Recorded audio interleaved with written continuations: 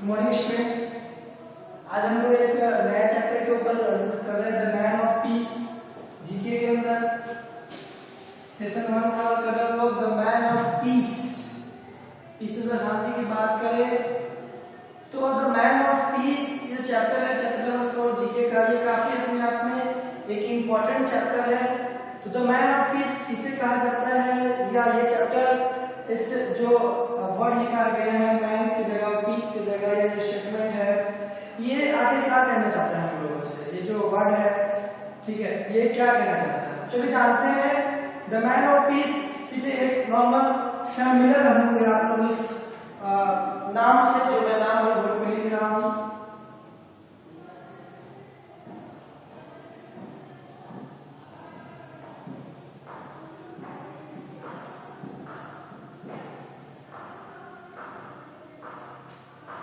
तो यही वो नाम है जो इस चैप्टर में जिक्र किया गया, महात्मा गांधी। सभी महात्मा गांधी जी के बारे में जानते हैं, गांधी जी के बारे में जानते हैं, किस तरह से आंदोलन किया ब्रिटिश राज के खिलाफ, ब्रिटिश रूल के खिलाफ, कोलोनियल रूल के खिलाफ, भारत को किस तरीके से आजादी दिलाया। एक साथ साथ बहुत प्रतिष्ठित हमारे लीडर्स लाइक जवाहरलाल नेहरू, सरदार वल्लभ भाई पटेल एंड मेनी मोर, तो सभी ने योगदान दिया, इवन भगत सिंह। तो ये चैप्टर महात्मा गांधी से बिलोंग करता है। चलिए जानते हैं इन्होंने किस प्रकार, कुछ मुख्य पॉइंट के बारे में लोग बात करेंगे, आखिर किस तरीके से महात्मा गांधी ने अपने होल लाइफ टाइम में भारत की आजादी के लिए क्या क्या योगदान दिए। कुछ मुख्य बातों के ऊपर उनको हम लोग डिटेल में जानेंगे, डिस्कस करेंगे कुछ मुख्य बिंदुओं के बारे में। चलिए महात्मा गांधी की बात करें नॉर्मली हम लोग यहाँ पे, तो इनके बारे में हम लोग कहें या इनका जो जन्म हुआ, सबसे पहले उसी की बात करते हैं। 2 अक्टूबर 1869 में महात्मा गांधी जी का जन्म हुआ था। आगे बात करें कहां पे, तो Porbandar, western coast of India, Porbandar, it means Gujarat. तो बात करें गुजरात के एक सिटी के रूप में, गुजरात की सिटी पोरबंदर की बात करें, पोरबंदर जिले में, गुजरात राज्य के पोरबंदर जिले में महात्मा गांधी का जन्म हुआ था। ये कुछ इनके जन्म से रिलेटेड बात है। चलिए आगे कुछ और जानते हैं इनके बारे में, कुछ फैक्ट आगे बात करें इनके बारे में नॉर्मली। तो यह एक इंडियन लॉयर थे।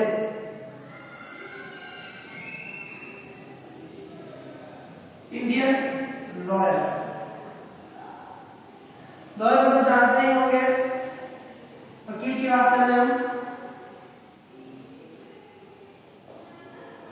आगे बात करें यहाँ पे, तो इंडियन लॉयर थे। आगे बात करें और साथ साथ एंटी कॉलोनियल, ये कॉलोनियल किसके लिए है शब्द है, ब्रिटिश के लिए, ठीक है। ब्रिटिश हमारे ऊपर शासन किया, जब भी कोई कंट्री किसी दूसरे कंट्री को शासन करता है वो कॉलोनियल कहलाने लगता है। तो British anti colonial nationalist,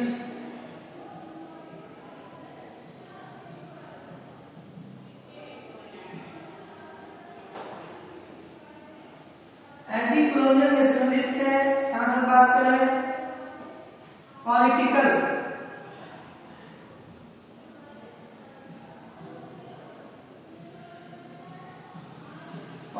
ethicist है। ये कुछ मुख्य बातें हैं। आगे बात करें नॉर्मली गांधी जी के बारे में, तो जितना भी कहा जाए वो कम ही होगा इनके बारे में। अगर इस टाइटल की बात करें महात्मा की, इस टाइटल की बात करें तो सर्वप्रथम रविंद्रनाथ टैगोर जी ने सर्वप्रथम इन्हें महात्मा कह के बुलाया था। आगे बात करें यहाँ पे महात्मा गांधी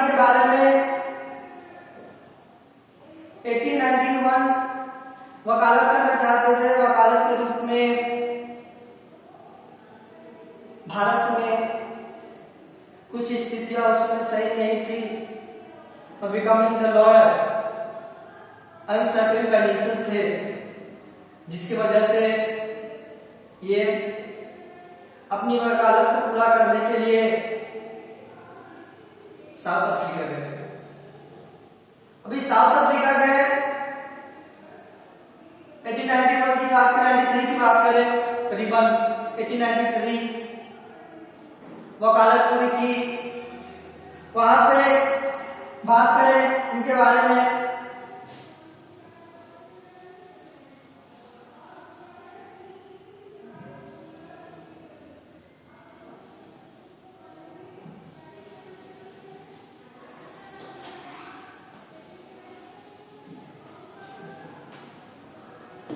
इनके बारे में बात करें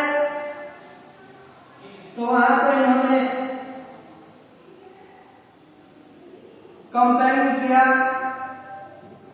आंदोलन किए,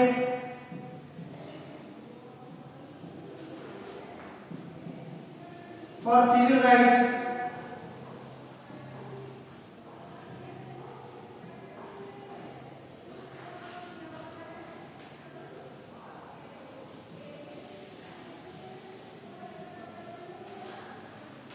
कंपेन के आंदोलन क्या कह सकते हैं छोटे रूप में? सबसे पहले फॉर सिविल राइट एज अ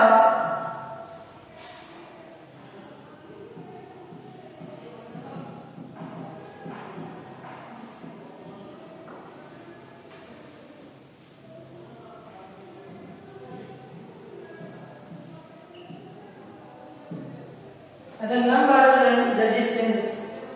महात्मा गांधी की बात करें, वो यही कहते थे कि जहां सत्य है, जहां सच्चाई है, वहीं पर अहिंसा है। हमें हिंसा नहीं करनी है। वो चाहते तो बहुत तरीके से इस्तेमाल करके ब्रिटिश को भारत से भगा सकते थे, लेकिन उन्होंने अहिंसा का पथ चुना, हिंसा का पथ नहीं चुना। भारत में कई बार उनके आंदोलन के समय में हिंसाजनक उत्पत्ति हुई।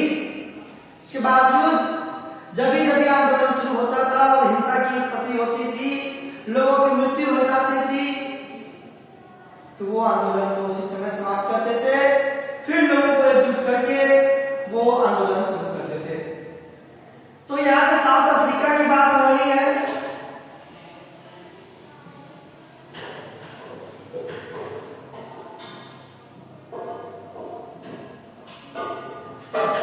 जहां पे उन्होंने काफी करीबन 21-22 वर्ष बिताए, वकालत पूरी की एज ए प्रोफेशनल लॉसूट के रूप में।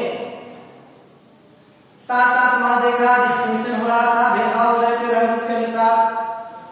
किसी दौरान महात्मा गांधी सफर कर रहे थे ट्रेन में, और चूंकि वहां पर रेशियल डिक्लेरेशन था, रंग रूप के ऊपर भेदभाव होता था, ब्लैक व्हाइट की महानता थी, वहां पे ब्लैक्स को दर्जा नहीं दिया जाता था, क्योंकि महात्मा गांधी सामने रहते थे, जिसके कारण उन्हें ट्रेन से बाहर कर दिया गया।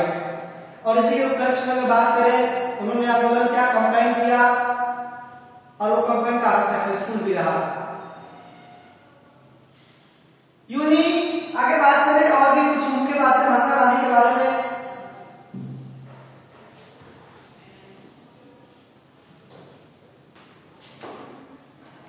तो 1950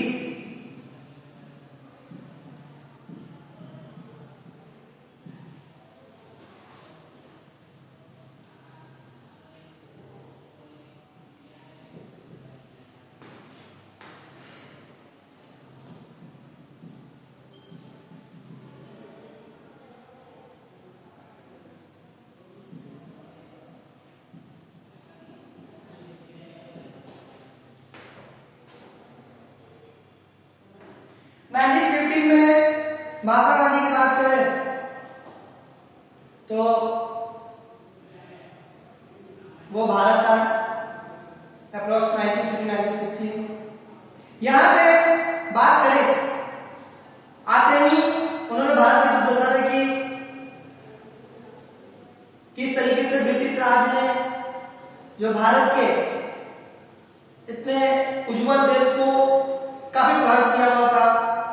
बात करें सबसे पहला जो उनका कैंपेन था, जो आंदोलन था, जो प्रोटेस्ट था, 1970 की चर्चा करें, इन बिहार चंपारण।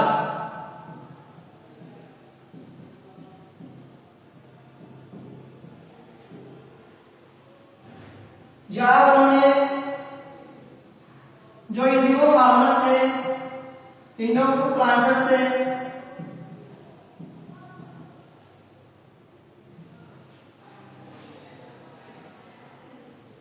इंडिगो प्लांटेशन, नील की खेती, ब्रिटिश लोगों ने क्या किया था, काफी हाई टैक्स इंपोज करके रखा था उन्होंने नील की खेती पे, जिसकी वजह से जो किसान थे, जो फार्मर्स थे, काफी कर्ज के नीचे दबे हुए थे और वो अपना खेती नहीं कर पाते थे। सिर्फ ब्रिटिश के ही वर्क के लिए वो काम करते थे, उन्हें काम के लिए काम करते थे, जिसकी वजह से उन्हें लगान दे पाना, कर्ज उनका नहीं माफ हो रहा था, काफी प्रॉब्लम हो रहा था, काफी तकलीफें हो रही थी। तो जो भी इंडिगो फार्मर्स थे उन्होंने महात्मा गांधी को बताया इन सभी चीजों के बारे में, और महात्मा गांधी ने बिहार चंपारण में, पूर्वी चंपारण बात करें जिला, along center मोतिहारी इन बिहार, तो यहाँ इन्होंने इंडिगो प्लांटेशन के साथ मिल करके, फार्मर्स के साथ मिल करके प्रोटेस्ट किया, विरोध किया, प्रोटेस्ट अगेंस्ट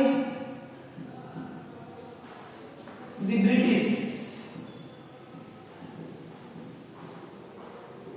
उनके जो भी किसान थे उन्हें कर्ज को माफ कराया, जो हैवी टैक्स था इंडिगो के ऊपर,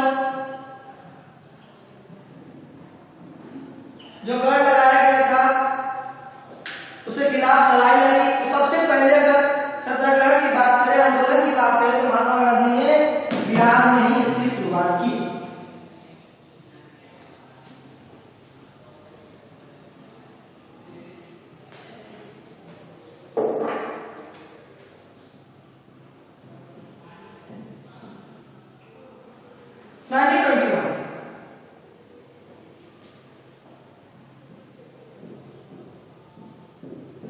इस डेट के बारे में बात करेंगे। महात्मा गांधी ने 1921 की बात करें, इन्होंने कैंपेन शुरू किया,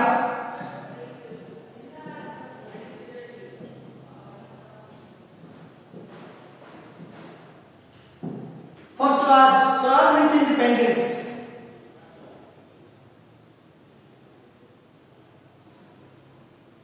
Campaign for Swaraj, campaign for women's rights,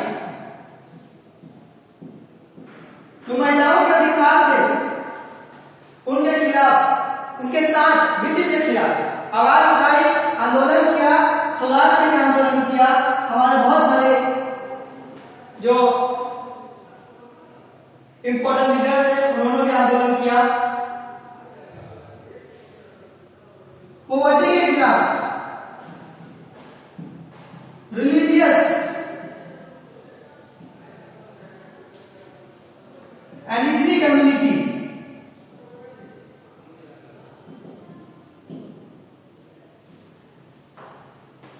इन सभी के खिलाफ आंदोलन किया। आगे बात करें तो काफी मुख्य बातें हैं। आगे बात करें इसी में एक और मैं डेट लिख रहा हूं 1919, जहां पर रोलेट एक्ट हुआ था, जो भारतीय लीडर्स थे उनको लेजिस्लेटिव असेंबली, जो ब्रिटिश असेंबली कोई दर्जा नहीं दिया गया और बिना बात के उनको जेल में डाल दिया था, जिसकी वजह से 6 अप्रैल को 1919 को हड़ताल हुआ पूरे भारत देश में।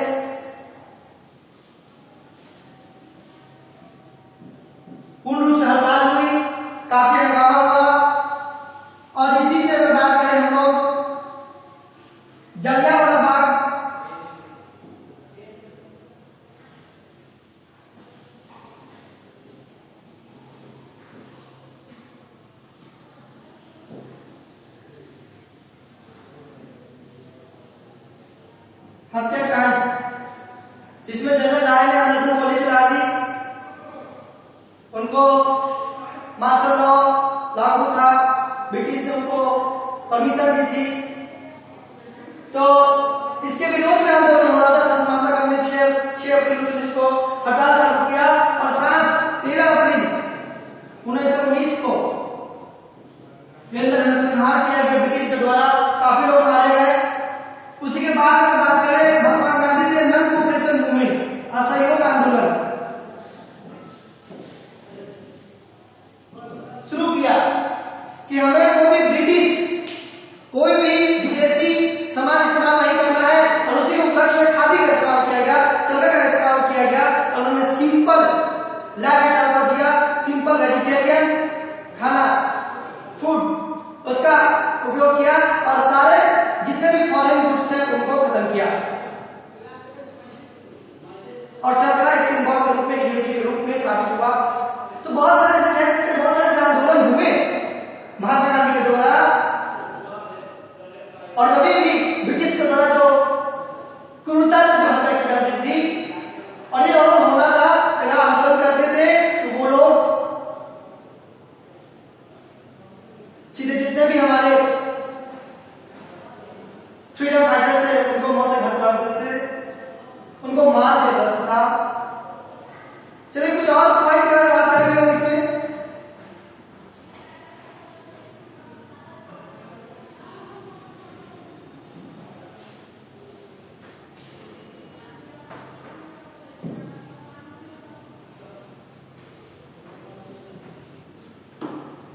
आगे बात करें महात्मा गांधी की,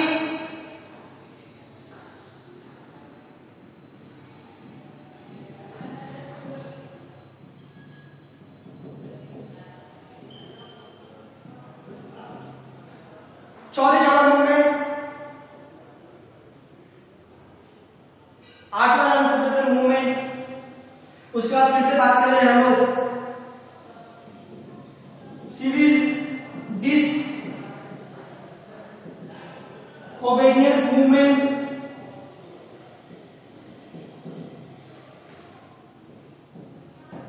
सविनय अवज्ञा आंदोलन। तो बहुत सारे ऐसे चीजें हुई, इनकी भी शुरुआत की गई। किसी चीज के खिलाफ प्रोटेक्शन हो रहा था और अंधाधुंध गोली चलाई गई, जेल में जला दिया गया, बहुत लोग मारे गए। तो बहुत सारा ऐसा आंदोलन हुआ कि बहुत सारे मूवमेंट स्टार्ट होते थे और बंद हो जाते थे। आगे बात करें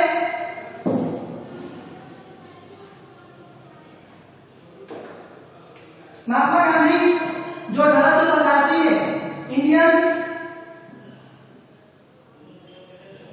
नेशनल कांग्रेस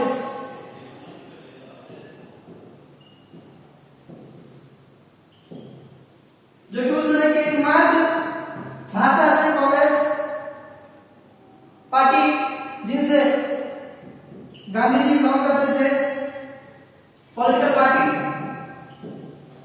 और आज ये कांग्रेस है एक पार्टी के रूप में। इनका काफी बहुत बड़ा योगदान था, इसलिए दिखाई में एवं हिंदू के द्वारा फाउंडेशन किया गया। बात करें 1930 की, एक और मुख्य घटना, जो तो बहुत घटनाएं फ्रेंड्स, कुछ मुख्य घटना करने प्राप्त कर रहे हैं। साल सत्याग्रह, साल टैक्स की बात करें, साल सत्याग्रह की बात करें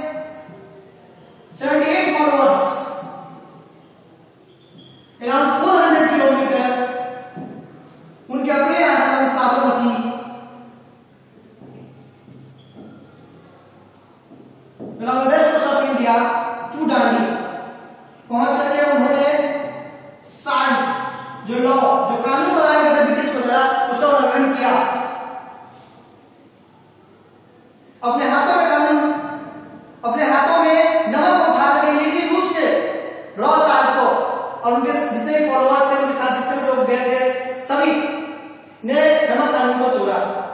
आगे स्टूडेंट्स और बात करें इसी में 1942 क्वाइट इंडिया मूवमेंट, भारत छोड़ो आंदोलन। महात्मा गांधी ने कहा ब्रिटिश हमारे यहाँ इसलिए राज कर रहा है क्योंकि हम उनको मौका दे रहे हैं। तो उनको सोच से पता चल जाता था वो किस प्रकार से हिंसा नहीं करना चाहते थे। वे चाहते थे हम शांति रूप से बात करें, काफी प्रस्ताव रखे गए ब्रिटिश सरकार के सामने, लेकिन हर बार चाहे वो राउंड टेबल कॉन्फ्रेंस लंदन का 1930, 1931, 1932 और भी उससे बहुत पहले, हर बार उनके प्रस्ताव को, इंडियन फ्रीडम फाइटर्स के प्रस्ताव को, जवाहरलाल नेहरू की बात करें, सुभाष चंद्र बोस की बात करें, मोरारजी देसाई की बात करें, मोतीलाल नेहरू की बात करें, बी आर अम्बेडकर साहब की बात करें, हर टाइम वॉलराइट किया गया और भारतीय को नीचा दिखाया गया। जो गवर्नर जनरल थे ब्रिटिश के, वे कभी भी भारत के पक्ष में कोई भी काम नहीं करते थे। तो अंततः सच्चाई की जीत होती है और हमेशा होनी थी, और भारत की आजादी पूरे विश्व के इतिहास में सर्वोत्तम है। आगे बात करें यहाँ पे क्वाइट इंडिया मूवमेंट की। भारत छोड़ो आंदोलन, अब बहुत हुआ अन्याय, अब हम बर्दाश्त नहीं करेंगे। ये कुछ मुख्य बात है हमारे गांधी जी के द्वारा। उन्होंने स्लोगन दिया डू एंड डन, करो या मरो, और कुछ नहीं।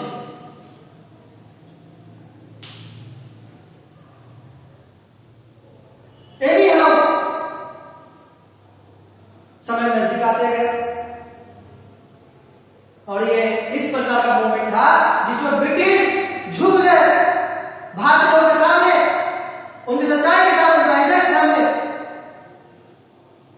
और जो तकलीफें सहनी पड़ी। 1947 15 अगस्त भारत को आजादी मिली महात्मा गांधी के द्वारा, और भी अन्य हमारे मुख्य लीडर्स और सारे के सारे स्वतंत्रता सेनानी जिन्होंने अपने जीवन को अपने देश के प्रति सौंपा, अपने मातृभूमि के प्रति सौंपा।